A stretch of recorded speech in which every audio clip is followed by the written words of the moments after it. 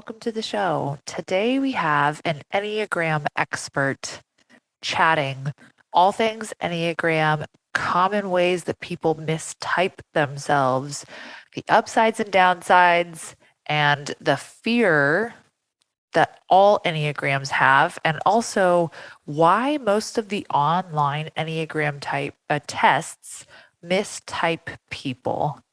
So I'm really excited for us to chat because I know the Enneagram test is a huge thing that's going on right now. And this woman was the first person I heard talk about it in this way, where it sounded different than anyone else who's talking about the Enneagram. So stay tuned and see what you learn about yourself on the show today. Okay, welcome to the show. I am Joy Harrington, your host, and today we have a woman on here that has become a really good friend of mine, and I'm excited to continue our friendship, Tracy O'Malley. I'm going to tell you a little bit about her and a story about her, about how I met her instead of a traditional bio. So I met Tracy at an event in 2019, Kayla Craft's event called Mommy Millionaire Live. And she had brought onto stage a bunch of very successful women that were doing a panel. And Tracy was on this panel, and she had been a very successful network marketer. And I don't remember you talking about the Enneagram stuff on there. I don't think you did. Very But little. but you were a very successful network marketer and you were sharing some crazy stories about your life. And I remember being like, whoa, who is this woman? This is incredible. And I asked her a question on stage because they did a Q&A. And I asked her, hey, what would you tell someone who really feels like maybe they're supposed to do something else?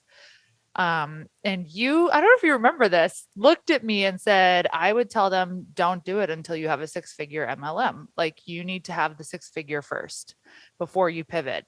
And I remember hearing that. It's funny. I was there with a friend when we both wanted to ask that question, and she heard that and was like, yes, okay, I need to keep building. And I heard that and I was totally crushed, probably because of our Enneagram sign. Yeah. Because I was like, no, because I knew I wanted to pivot. hmm But anyways, let me tell you about Tracy. So that, which brings me full circle. We're having Tracy on the show Yeah. today because this woman has done a lot because she has an incredible story. She is a mom and she has come through rock bottom. She's come through hell and she created a very successful network marketing business. And then somewhere along the way, I'm not even sure where, pivoted Mhm. into talking about the Enneagram and becoming this Enneagram expert, but not in a way that I had ever heard anybody talk about it before. She has her own total unique spin on talking about it in a way that makes so much sense, but also provides so much insight into where we can continue to grow and the different things that we need to be helping us in that. And I just love listening to her talk about it because it's so completely different than anyone else. And so Hmm. she is a woman who always shows up wanting to speak life into others. She very much speaks life into everyone that she is around and sees the gold in everyone and wants to really call people forward in a very encouraging, empowering way where you feel totally seen and totally loved by this woman. And so I'm just so grateful for you. And I'm so grateful that you're on the show today. Thank you for coming on. Oh, you are so loved by me. I hope you know that. Truly. And it's funny listening to you tell that story of when you ask that question. And I get asked that question a lot. And, knowing you the way that I know you now and watching you evolve in the last almost 3 years that I've known you, I am so glad I gave you that answer because it probably pissed you off and fired you up in a way that made you really like be intentional about the pivot and what you were going to do. And you've pivoted like twice since then too. Yeah. Like seriously, but nobody can do that the way an Enneagram 7 can. And almost boxing you into a corner, like I did with that answer, pissed you off enough to say, well, I'm going to show her, whether that was conscious or not. Mhm. And it's still, I will still stand by the answer, especially those that are in network marketing and want to do a passion project. There's a difference between a pivot and a passion project, right? Ooh. There is a big difference. A pivot is an intentional, like, I am going in this direction and I am not going to waver. A passion project is something fun to do on the side, quite honestly. And when So, do you know which one you're supposed to do? Well, it depends your come from and where you're at. A lot of times people want to switch to the passion project when the other thing is too hard.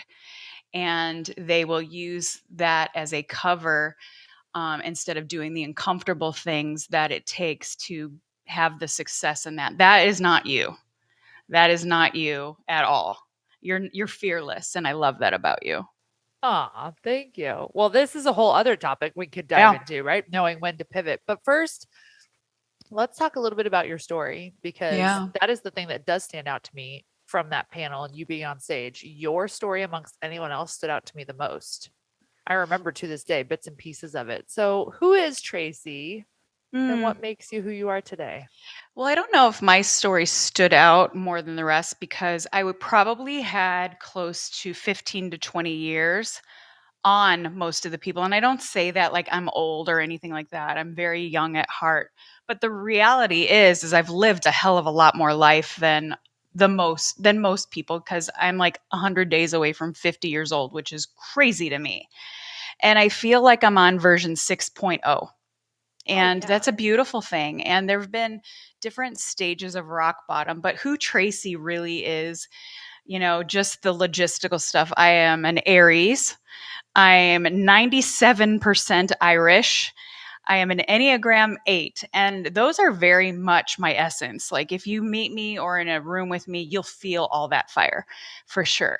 Now, the reality of how that ended up getting expressed through my childhood, adolescence, my early 20s, marriage, divorce, motherhood, um, I grew up in an alcoholic home, a very intense strong Irish family with a lot of passion. And I say that like in quotes, like we're a very passionate bunch and we don't filter much. And my dad was the oldest of seven and didn't have much of a childhood himself. He was raised by Depression era parents. So it was almost like this teaching of responsibility and independence. Although I'm so grateful for it today, it was almost this projection of his resentment that he didn't have a childhood. And of course, the type of person that I'm naturally wired to be took that on and was always constantly like, I admired my dad. He was the strongest person I knew. And I wanted to do whatever I believed he thought was what a strong girl would do. Mm. My mom, on the other hand, a beautiful soul, but emotionally incapable, completely emotionally incapable. It was very abandoning emotionally, neglectful emotionally. I was kind of like the mother of the house as a 5 year old, quite honestly. And I learned how to read a room very early. I learned how to use my wisdom and independence as an asset and get my way, and to use it as a wall to protect myself. Mhm. Because if I was independent and strong, nobody could touch me, and I liked it that way. The other thing that really, like, the most intense period of my life was when I was a 4 year old. And I've experienced, like I said, the alcoholism. I had sexual assaults when I was a kid, the abandonment, all of that. Those are really intense traumas for sure. But the number one trauma that I experienced and kind of set the tone for how Tracy would express herself the next 30 plus years was my dad telling a story about the day I was born again. The Irish are great storytellers. If you've ever been in a pub with an Irishman or an Irish woman, we tell the best stories and they're usually fabricated, right? And grandiose. But when you're a 4 year old listening to the story being told, 4 year olds take things very literally. And Yeah. my dad was telling a funny story about the day his firstborn was born, and that's me. And back then in 1972, men weren't in the delivery room. There was no gender reveal parties, no ultrasounds letting you know Right. what you were having. It was like you get what you get and you don't throw a fit, basically. And so my parents were super young. They were like early 20s when I was born. And after 30 something hours of labor, the doctor comes out to my dad, who's chain smoking in the waiting room, and says, "Congratulations, Mr. O'Malley, you have yourself a daughter." And my dad put the cigarette out, looked the doctor square in the eyes, and says, "You know what? You can keep her. I don't want her." send her back. Oh, And if you knew what? my dad, you knew he was totally joking. He wanted a boy. My room was blue till I was 6. I had all boy clothes. I had all sports stuff for toys. But he wanted a boy. And so when I came out a girl, he was joking. But my little 4-year old soul heard that and took Oh, it quite yeah. literally. So in that moment, I discerned that in order to be worthy of love, approval, acceptance, and attention, I needed to be whatever I believed my father saw as worthy. And that went on for the next 30 years. He was an entrepreneur, a businessman into finance. So I listened to every word he said. I knew the starting lineup for every Chicago team there ever was. I played sports, but I also got the messaging that a woman is supposed to look beautiful and take care of herself. So I was really like building my mind and the way that I operated as very masculine, but the outside was always on point. I would be that lipstick wearing, hair Exactly. done athlete all the time, no matter what, because that's what I believed would make you worthy for a man, especially I'm my like father. laughing because I was totally the girl that went around saying, I can do everything a boy can do, Yep. but I can look good doing it. Mm-hmm. And so I That would was me. literally do my hair, do my makeup, and then I would hunt and I would do everything that my brothers did. So I'm like laughing. And I Like, got off on it. I got off on like, and this is part of the Enneagram 8 in me too, is like because the outside didn't match the wisdom and the intellect that I really carried, most people underestimated me. And I really liked that because I could fly under the radar and then get you when when you weren't looking. And I also saw how most boys would look at me and then I'd open my mouth and then they were like, "Oh my god, like you're the whole package." And although that's true, I'm very much into sports and I love talking boy stuff. I don't love shopping. I don't love all of that. I know that early on that was coming from a place of fear and insecurity and unworthiness and shame and all sorts of yeah. stuff. Today that is who I am, but for a long, long time, that was the mask to hide the tender parts of who Tracy was. Totally. So, at what point in time did you start to develop awareness to all of this? Because I think listening Yeah. to you talk, I'm like, oh my God, you're so aware of who you were, of your patterns, of the walls, of things that you did. And I mean, honestly, there was a long, most of my life, people would say, like, I just feel like you have a wall, or I feel like you don't this. And it was the most frustrating thing to me because I Mhm. could not see it myself. And I was like, I don't know what else I can do. Like, I don't know how to take down this supposed wall. So where did this awareness come from? How did you start developing that? I always knew I had it. And I prided myself on the wall. It's how I kept myself safe. As a 9-year-old, I had this like divine moment that like I mean it was rough. It was really really rough growing up in that home and not ever knowing what you could expect even though I thrive in that kind of environment. Blindside me, I do better when I'm blindsided, but as a kid growing up in that, you're like what is the point of all of this? And as a 9-year-old, I remember God very clearly saying, "This is all going to matter for something much bigger than you." And although I still kept that wall up intentionally, and also that's just survival, it wasn't until I got married and had kids. So I got married at 21 years old. I married a guy that had a family that was very different than mine. It was the nurturing, loving, still Irish. So I could feel like that kind of thing, but he had a very nurturing mom and had siblings that he was actually siblings with instead of playing the role of mother like I did to my sibling. And so I got married at 21 and he was from Arizona. So I moved from Chicago to Arizona and thought, I'm finally free. I can be whoever I'm supposed to be without all these conditions and restrictions. And although that's great in theory, we do what we're taught, told, and modeled. And the fact is I wanted something different, but I didn't know anything different than what I grew up with. And although I could watch my mother-in-law, who is the most beautiful, nurturing person I've ever met, and I'm still like part of their family 14 years after divorce, I could model her, but I couldn't embody what she was, and it scared me. And it came to a head when my own daughter was 4 years old. And it was like looking in the eyes of myself, and she looked just like me. And but she's this free spirit, and I was filled with so much rage looking at my own 4-year-old who did absolutely nothing wrong almost ever.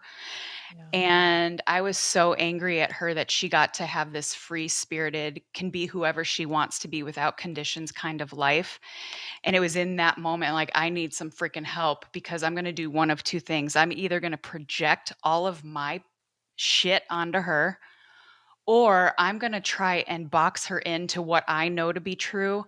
And that is the last thing I want for her, because she's not wired like me. It was evident very early on. And so I was 28 years old, and I decided to walk into the rooms of Al Anon. I hired a therapist. Even so, like, even being aware of it, they'd give me tools and I would take like a few steps forward, but that old conditioning is really, really strong. And it's kind of like you pick up the tools that you know how to use, even if they're not the right tools for the job. Yep. And so for the next, 12 years, I would start to use the tools, get frustrated that it wasn't working fast enough, throw it to the side, and just pick up the damn screwdriver, basically, that I know how to use. And it really came to a head of, like, this isn't working. After my divorce, the recession hit. It was all kind of compounding at once. My dad suddenly passed away from cancer, and I had teenagers. And I was like, if I Whoa. don't do something different, nothing's going to change. And my kids will do what I do, not what I say to do. So, in order for them to do differently, I have to learn differently. And so it's kind of what hit me at rock bottom about 10 years ago at this time, that I was like, I want a different legacy for my kids. So I have to kind of take my crap down to the foundation and start over. And that's exactly what I did. I think it's so beautiful that kids change us so much, and that They're kids are gifts. actually like such a gift to us to like help us get out of our own crap. And I think we are given the gifts in children that really mirror back the parts of us that we need. So my son, who is an Enneagram 2 Pisces, and the most sensitive young man I've ever met, and also the strongest man I've ever met. And to see what a strong, sensitive male looks like compared to what I grew up with, was a very dictator, stoic, intense man. To see that in my own son allowed me to kind of slow my roll when my tongue would get sharp, because I didn't want to emasculate my own son. So Uh-huh. having this beautiful, sensitive, strong young man was a gift. And then having this free spirited, like, anything's possible daughter, when I've lived in protective mode my entire life, they were pure gifts if I chose to use it as that. Right. Because I could have destroyed both of them, Oh, honestly. totally. And that would have been tragic to me, because they're the most beautiful souls I've ever met, honestly. And so 10 years down the road from your rock bottom, Yeah. what is different today? What is your Everything. relationship like with them? Yeah. Everything. So, I used anger a lot as my wall of protection, that intensity that is actually my gift. My intensity is my gift, and it's also the kryptonite, right? So it becomes my gift when it's coming from love, compassion, empathy, service, and grace. And that intensity makes people feel safe, seen, protected, championed, quite honestly. But when I was in my place 10 years ago, it was coming from fear, insecurity, unworthiness, shame, and ego. And it was a wrecking ball, not only in my life, but everybody that I love and led along the way. And I think losing my dad to a 12-day cancer diagnosis really put shit in perspective. Like, oh, okay, life is short. It kind of hit me upside the head with a 2x4. And what am I going to do with what I have left? I had just turned 40 years old. I was like, I really want something different. And so I knew that my coping skills and my toolbox wasn't very good. They were effective, but they weren't the right tools for the job, for the life that I knew that I wanted for my kids and I.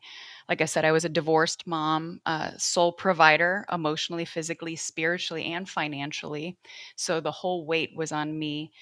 And I decided after my dad died that I needed a new toolbox, and checked myself into rehab.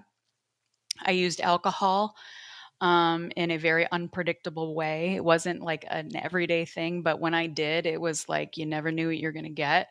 I was tag teamed by two separate eating disorders. I used anger, codependency. I used anything but drugs, quite honestly. Anything but drugs I used to cope Yeah.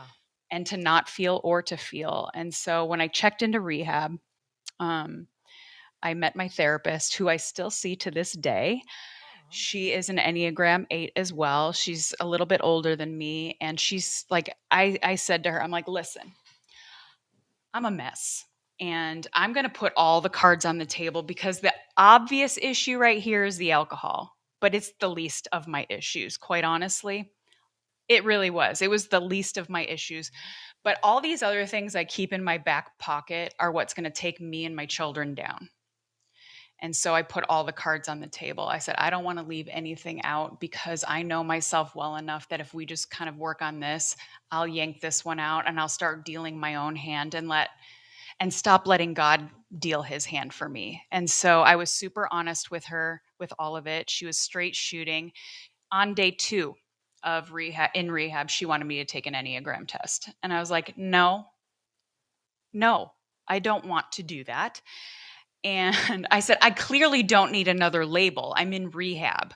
I don't want another thing that is going to label me. And like a true Texan Enneagram 8, she says, my dear, your best thinking has gotten you here. And actually, this might help you get out of the box that not only you have put yourself in, but the world has put you in. So, how about you just kind of open up your mind a little bit? I was like, well, shit, she's got a point there. And so on day 2, I was introduced to the Enneagram. And although I was mistyped originally, we figured it out pretty quickly that I'm actually an Enneagram 8. And what the gift of the Enneagram gave me was compassion for myself. Instead of looking at all those things that made me challenging and difficult and kind of an asshole, I recognized that those were all protective mechanisms back for that 4-year-old little girl that heard the story that she wasn't good enough because she was a girl. And the Enneagram unlocked the gift of compassion first for myself and then for every single person that I came in contact with moving forward. And that to me really changed my life because it was sitting in rehab that I realized as I was researching it, because I had nothing but an iPod and books. That's all I had in rehab. I had Eric Church, Mumford and Sons, and some books.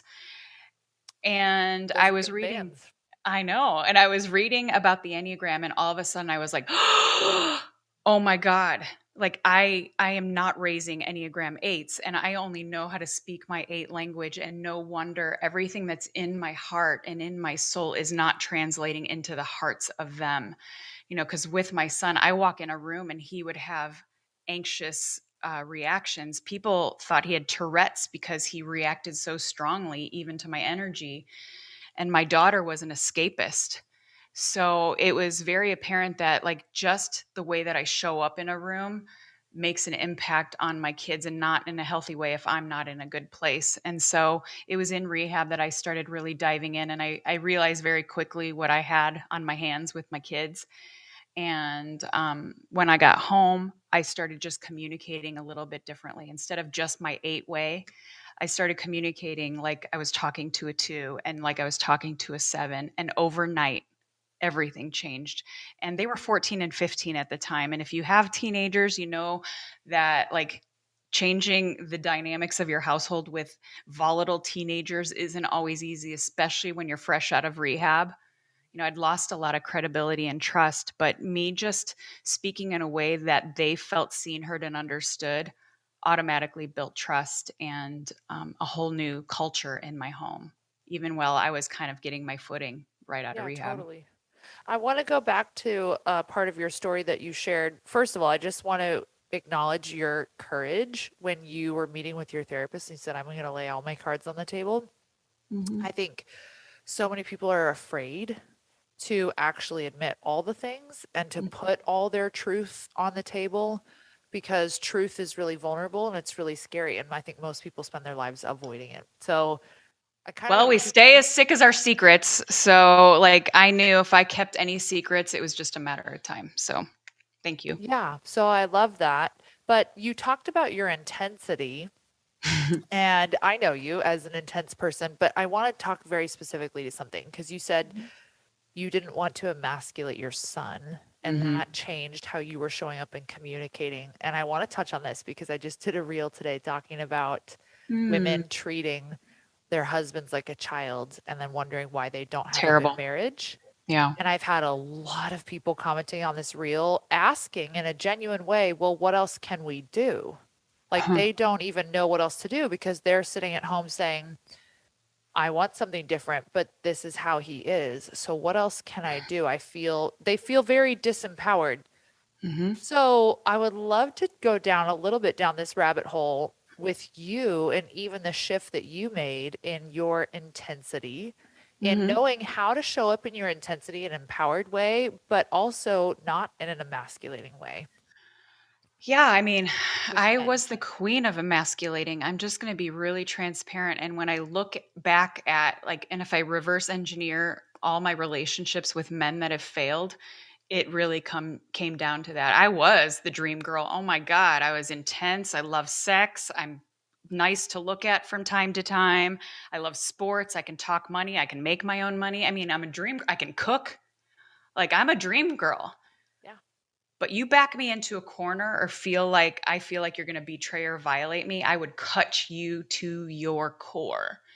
And emasculation is the number one way to blow up a relationship and a romantic partnership if you're a woman with a man. And I saw that, and we can do it very subtly. There are times I was very obvious with it, but taking over, like, it's almost like, well, if it's going to be done right, I might as well just do it myself. That's a form of emasculating as well. Mhm. And even though I wasn't cutting with my tongue with my son like I was to his father, quite honestly, I would not let him do certain things, or I wouldn't teach him certain things, or I would just be like, just let me do it, and things like that. And that chips away at a man's confidence. A man, we're wired differently. And I'm not saying we just like bow at their feet and be like doormats. I'm not saying that. That's not being a feminine female. Mhm. But men really want to feel like a superhero. I mean, think about little boys. Like they always throw on a cape and they want to be a superhero. They just do, most of them, right? And when we are the heroine in their life, and then we start saying, "I don't need your super cape. I don't need you to do this. I can do this." Like that's chipping away at their soul.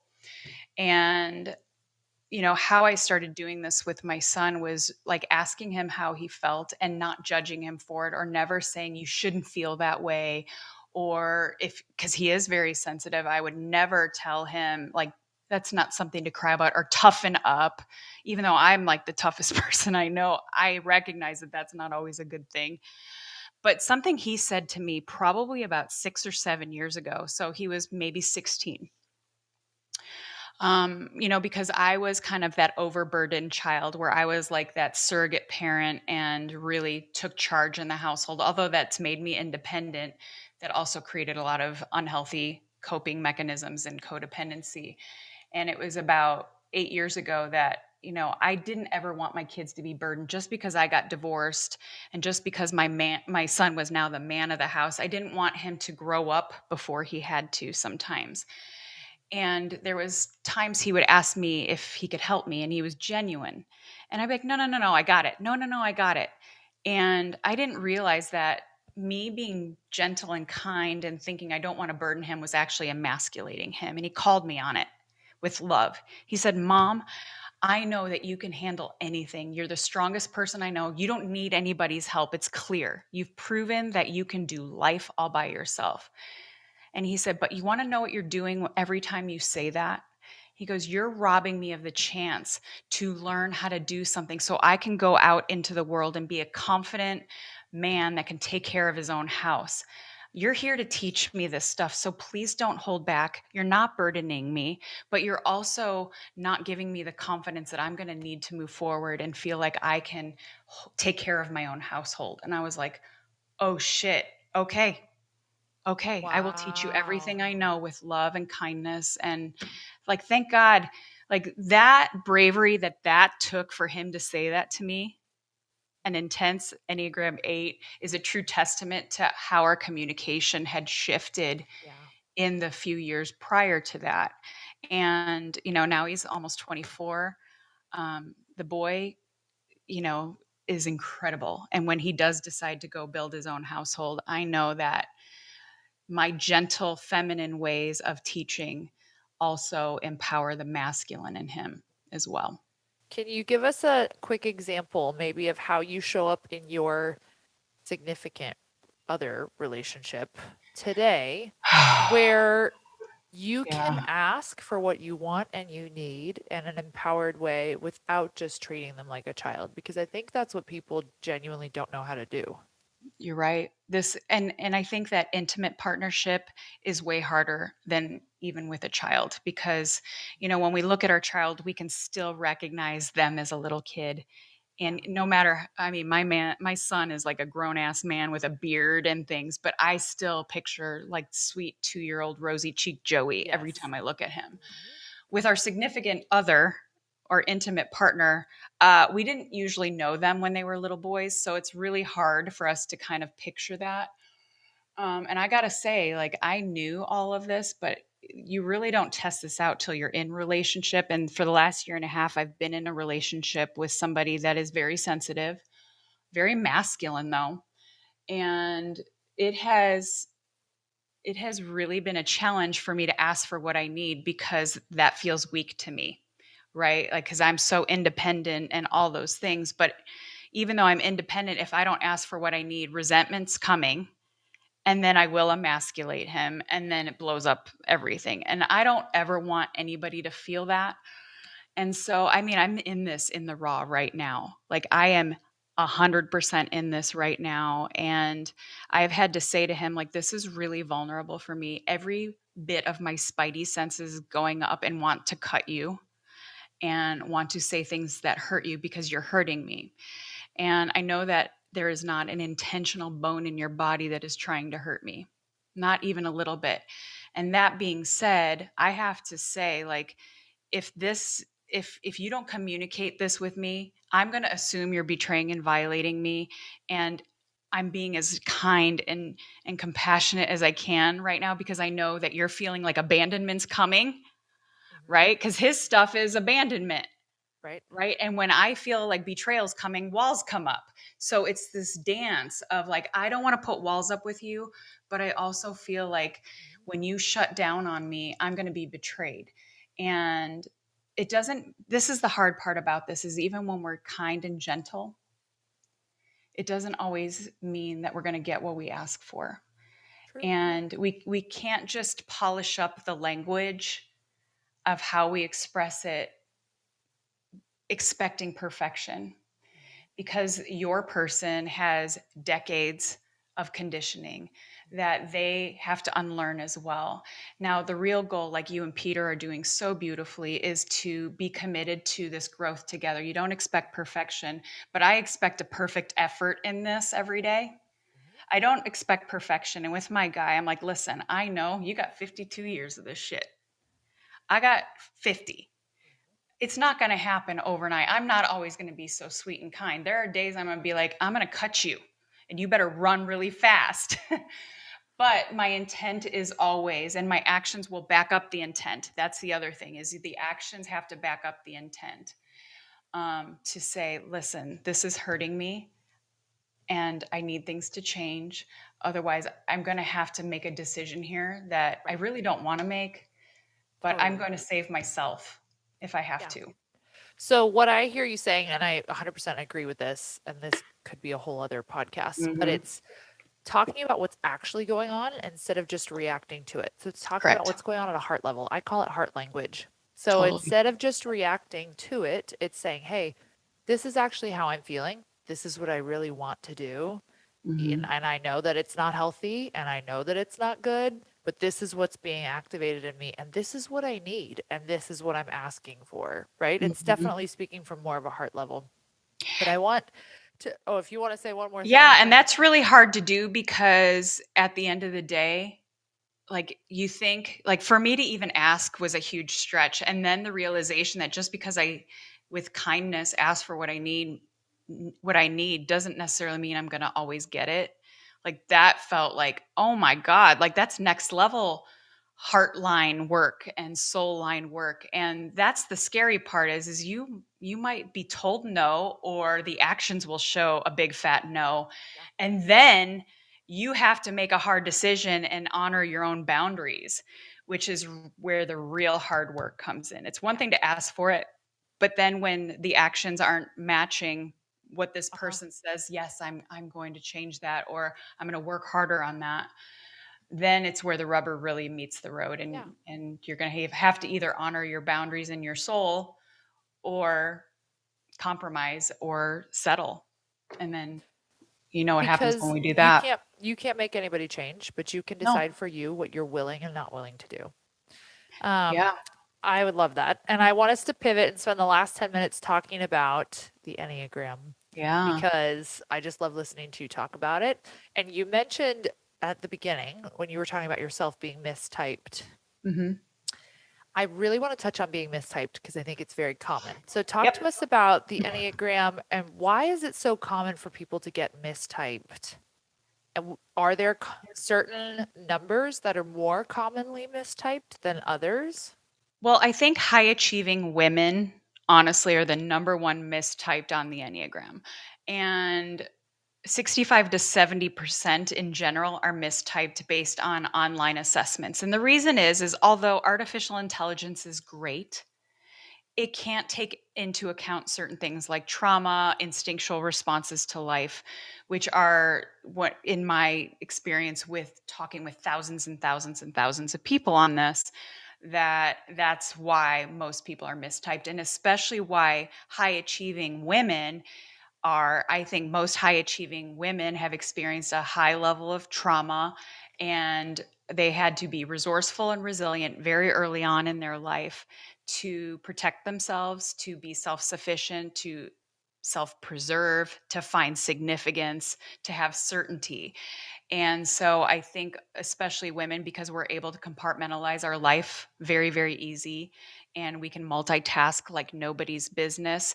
A lot of times, these online assessments focus on the behaviors rather than the motive behind it.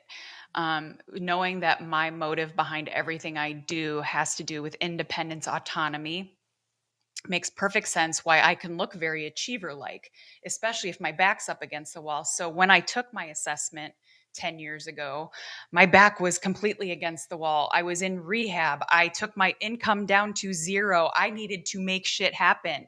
And so the mindset that I was answering some of these questions in was like, I need to make things happen, which is what a three does. They just make it happen. See the goal, hit the goal, see the goal, hit the goal. But the You motive, typed as a three? I did.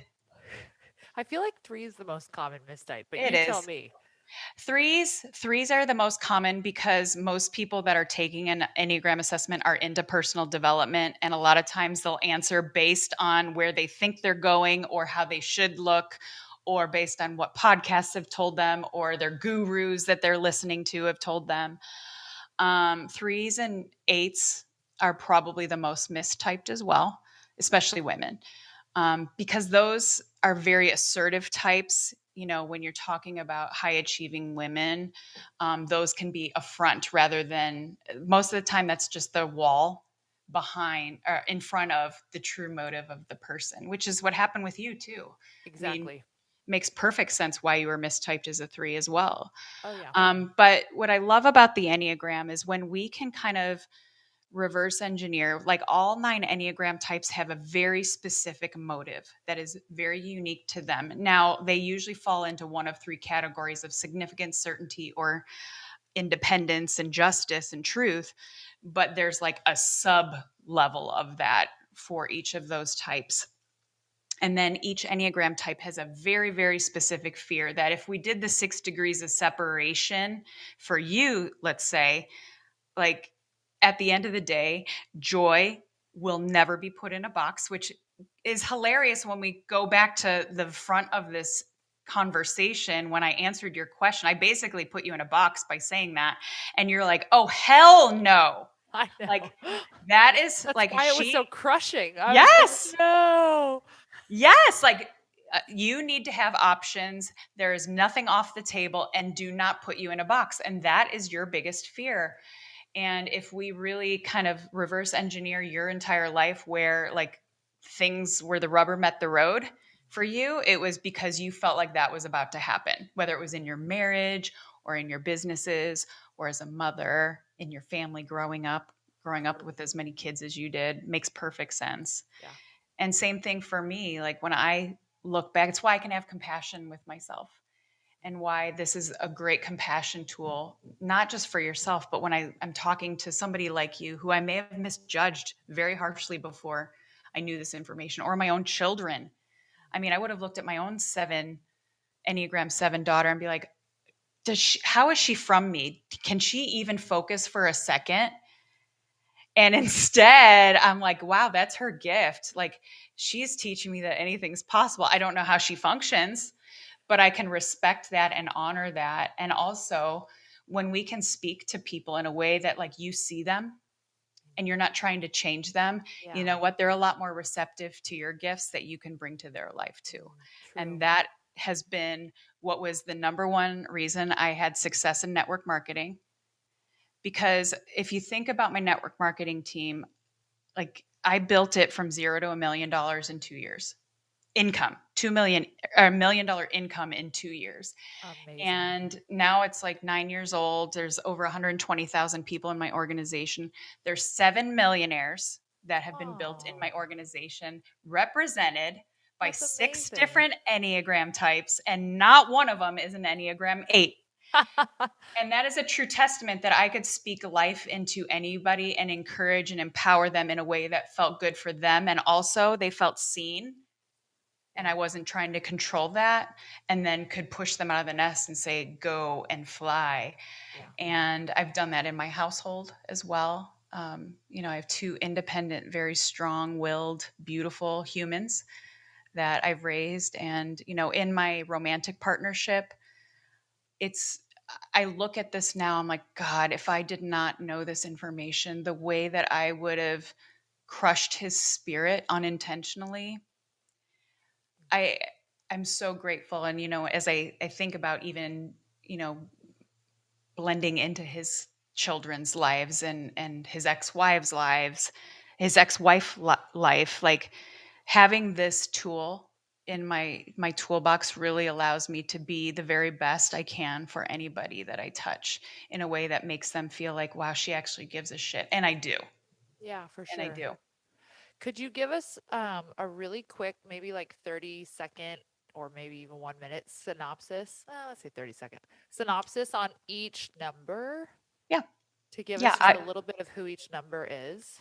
Yeah, and I'll tell you like their main motive and their main fear, right? And Okay. then their gift. Okay. So the Enneagram 1 is called the reformer, sometimes called the perfectionist. I like to call them the sheriff because they are the straight shooting black and white thinking. Like no gray area, okay?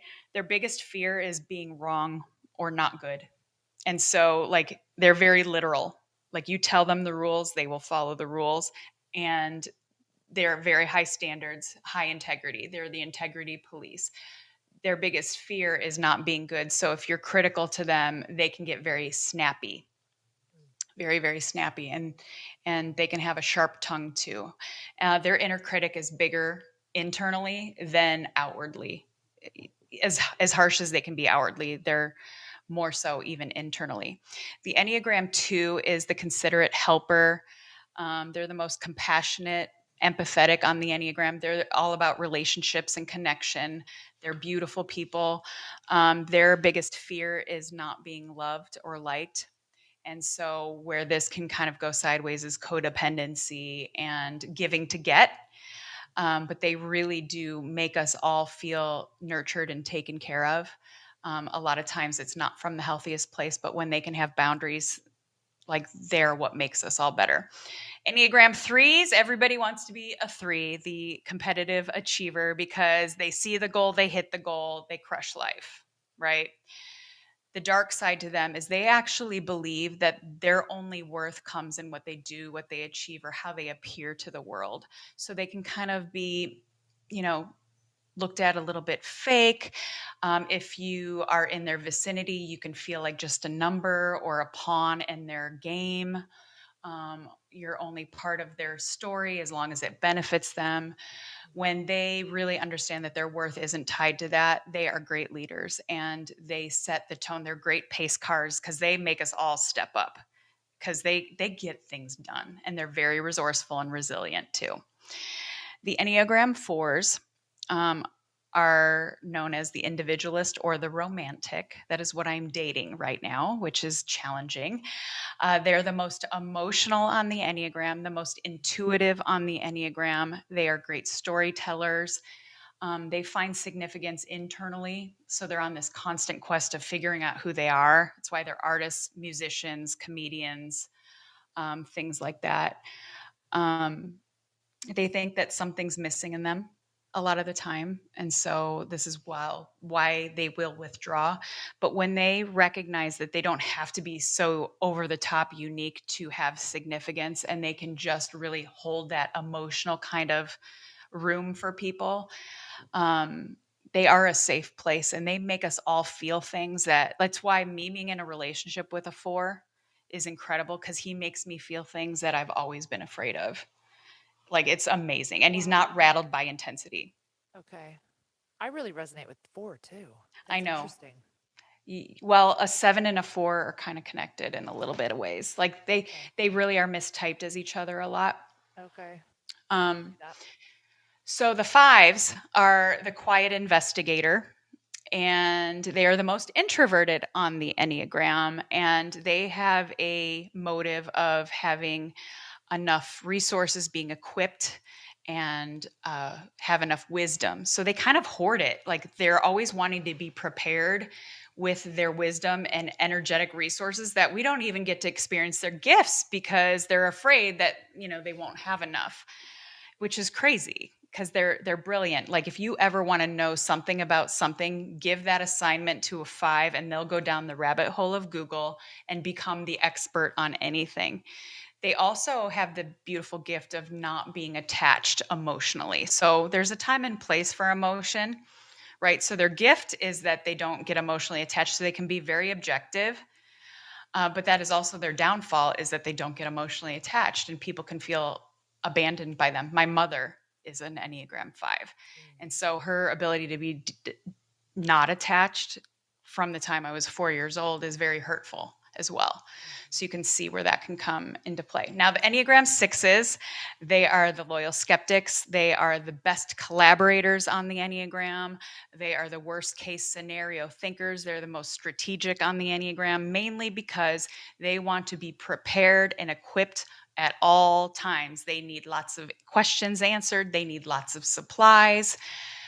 The reason they're great collaborators is because they really want to make sure everybody's doing what they're supposed to be doing so they don't get blindsided, right? The worst thing you could do to an Enneagram 3 is, or I'm sorry, an Enneagram 6 is to blindside them. And if they should get blindsided, they take it very personal and feel like, how did I not see that coming? And so my best friend is a 6, so she has lots of questions. And the 8 in me is like, just don't worry about it. But she's going to worry about it. So I answer all her questions all the time. And understanding if you're dealing with an Enneagram 6 when it can feel very like attacking or personal that they have so many damn questions, just know it isn't about you. Can you tell that And to Peter so that he doesn't like feel that way with all my questions sometimes? I go back and yeah, forth between being the 8 where I'm like, don't worry about it, and then the 6 where I'm like, what about this? What about that? What about this? well, that's beautiful that you're using your wings so elegantly like that because asking all the questions allows you to have all these kind of different plans if something should go sideways. And the fact of the matter is like sixes keep my ass out of a lot of trouble because I will just like don't worry about it and blindside me all day long. I kind of thrive on that intensity, but it costs me a lot of time, a lot of money, a lot of energy, and my relationships, quite honestly. So once I kind of establish, like, listen, your questioning really makes me feel like you're trying to control me. So watch your tone with your questioning. I'll be here for all your questions, but just watch your tone because the 8 in me is feeling like you're about to like control me and I will kill you. So don't. But knowing that is really helpful. So now, like when she's on a tangent, I can be like, you can ask questions for hours and hours and hours, and I will listen. But at the end of it, we're still taking action, just so you know. You know. There you go. So now the Enneagram 7 is the enthusiastic visionary, which is what you are and my daughter is. And like I said, their biggest fear is being left without options, put in a box, being told they can't do something, basically. They want to know that anything's possible and that they have the resources available and the space to do that. Um, they want certainty of that. Their biggest fear is kind of being trapped in that. And so a lot of times sevens will do whatever they can, the shiny object syndrome, to avoid pain. So back to the question at the event, when you're asking me, hi, can I pivot? I would ask now, like, are you doing it to avoid pain of grinding out this business, or is it truly passionate what you want to do next? Right? Like, because a lot of sevens will bounce from thing to thing to avoid the pain of being either stuck in something that is tedious or mundane, or they're bored, quite honestly. Well, Right? it's interesting you say that because at the point in time when I asked you that, I had literally just spent the previous 8 months grinding and taking my team from nothing to top 200 in the company in 8 months' time. Yeah. And I hit this like big goal and I felt like my light switch went out and I was like, done. Yeah, I'm bored Like now. I don't want Like, this what else is anymore. there to do? Yeah. Yeah. Happens a lot with sevens. And so, like with my daughter, she's in the beauty industry, and, you know, she has about 13 different services that she can do because she doesn't want her day to look the same every day.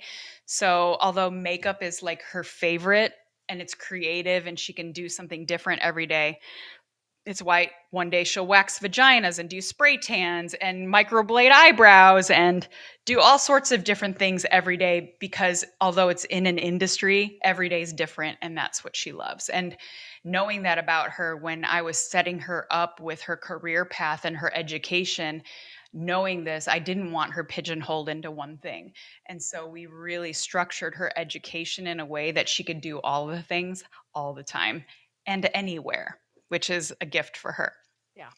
So the eights, which is what I am, again, we want to be strong and fearless, and we want to avoid betrayal and violation at all times.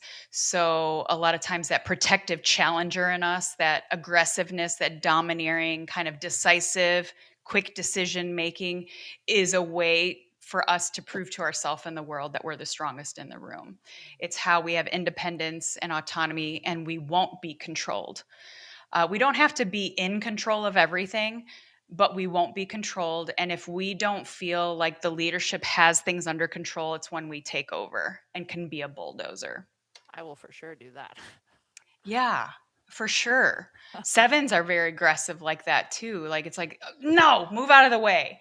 And as a mother, that Yeah. it takes me back to my son. Like, Yep. that wasn't always the most effective thing, and that's where, we'll have to talk about this another time, but how the wings can really support our main type in a way that makes it a Yeah. superhero. Yeah. And lastly, the Enneagram 9 is the adaptive peacemaker. Now, don't get me wrong, there's a big difference between keeping the peace and making peace, right? The 9 on the Enneagram sits at the very top, and whatever you believe is the divine source, whether it's God or the universe or whatever it is, the divine source is a 9 on the Enneagram for sure. They have the ability to see things in a way that the rest of us don't. That source also is always kind of seeking a harmonious way for the greatest good, right? They can care deeply and challenge directly when they're at their best. And so the 9 is always seeking harmony. Now, obviously, when they're not in a good place, that creates a lot of codependency and unhealthy patterns, no opinions, and it can feel very abandoning when they check out. But they are like, I use my 9 wing all the time. Like, when the 8 in me really wants to be aggressive and just like straight shoot people in a way that could really hurt them, I always kind of check in with the 9 wing. I'm like, okay, how how can I articulate this in a way that's still true to who I am, but in a way that is for the greatest good for the mission, the cause, and the person that I'm speaking to. And that's the beautiful gift of the nine is they create harmony and a non-judgmental place where we're all included in this beautiful thing called life. So the whole goal with the Enneagram is to be able to embody it fully. We're more than just our type. There's 4 types that are connected to us with their wings and our numbers.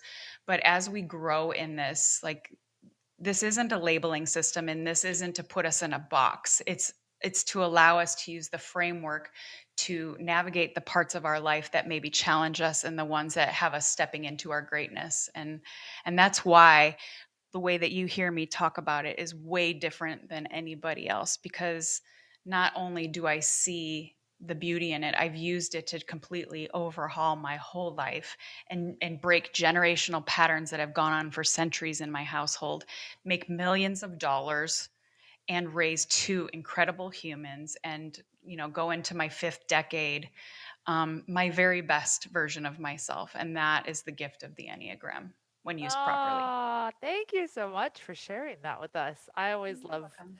hearing about all the different types. Tell everyone where they can find you, or can they get typed with you?